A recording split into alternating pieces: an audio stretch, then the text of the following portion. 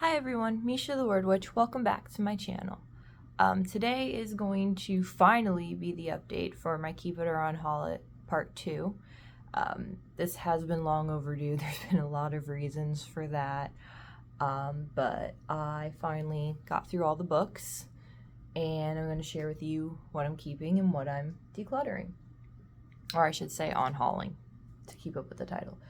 So the 5 books I have decided to keep are The Moon and You.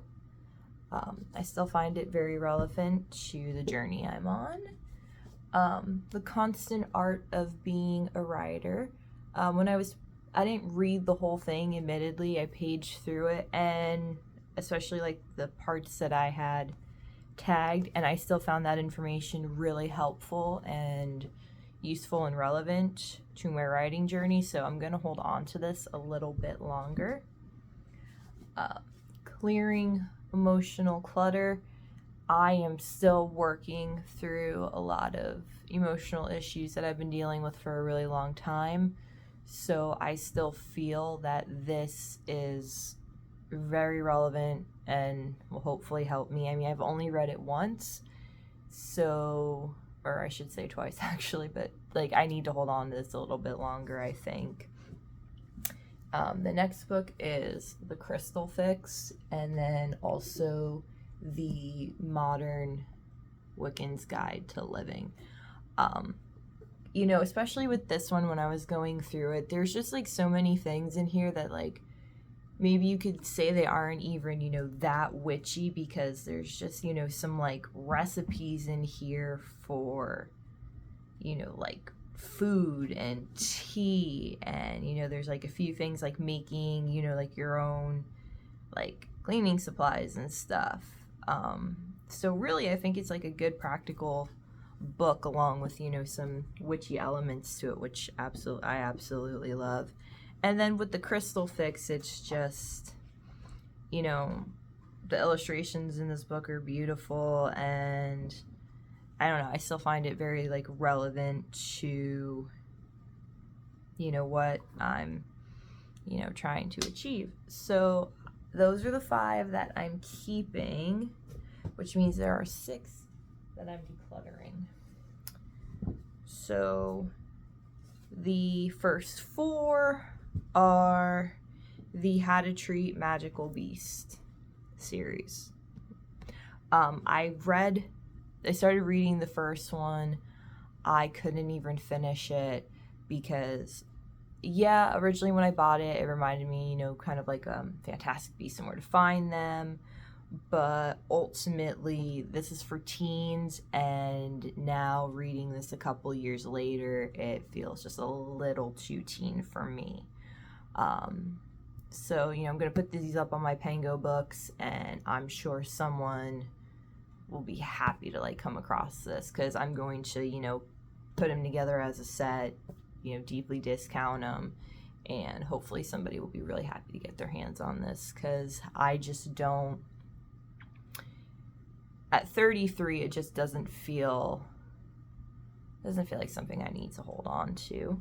The next book is 13 Reasons Why. I did reread it. And, I read this book when I was in high school. High school was a very different time. I felt very different. Life looked a lot different. I read this again in my 20s, same thing. When the Netflix show came out, obviously I watched the whole thing. I've got opinions on that, but we don't have time for that. But reading it again now, it doesn't hit the same way. It doesn't feel the same. And, if I ever want to reread it, I know I could easily go to my library and get it. I mean, I'm sure I could go to a thrift store and pick it up really cheap. But as of right now, for this point in my life, this just doesn't hold up. It doesn't feel the same way to me anymore. And I just gotta say, it's a really weird feeling when there's like a book or a book series that once upon a time you really loved or really resonated with you, and then you eventually return to it and it doesn't feel the same way. Like, just as, you know, a quick example, like when I was younger, I loved like the Babysitter's Club and Sweet Valley High. And eventually I outgrew those. And, you know, there's a part of me that if they were easy to get my hands on, like I would, you know, want to maybe revisit and see, do they still feel the same way now? Probably not. But then again, you know, I have series like Harry Potter that I've been reading for over 20 years of my life, and it still just gives me that feeling. Like, it still gives me like that feeling of joy and magic. Putting all the J.K. Rowling stuff aside, I'm focusing strictly on the books, not on any of the outside stuff, but just like picking up the books and reading them. It just still gives me that like same feeling that it did when I was a kid. So it's just interesting as a reader to, you know, return to books that once meant so much to you, and then you remember it meaning so much to you, but now it's like I don't feel the same anymore. And I guess this is what they call growing up. Very weird feeling. Not sure I like it. I say this as my 33rd birthday was, you know, not too long ago. And then the last book I'm unhauling is 90 Days to Your Novel. I know this book, it's got a lot of useful information in it. I know that, you know, I've read it before, and I'm sure this book could like really, really, really help someone. But, you know, they talk about, you know, like the first thing is like outlining. And I haven't done an outline since I was forced to do an outline in school. I am not an outliner. Never have been. You know, I was always, when we had to write papers in school, it was always that kid. I'd have my paper written before I ever had my outline written, unless I had no choice but to have the outline first to hand in to the teacher. I'm not an outliner. I'm a pantser, not a plotter. And so, you know, I tried to give this a second chance, and just, I know outlining would probably really, really help me. And maybe one day when I'm like 40 or 50 or 60, or, you know, who knows, maybe when I hit 34, I'll be like, no, you know what, I need to actually plot out what I'm writing instead of just flying by the seat of my pants. But I have not reached that point in my life yet. But yet again, if I wasn't that way when I was younger, what makes me think I'm going to get that way when I'm older? I really don't know.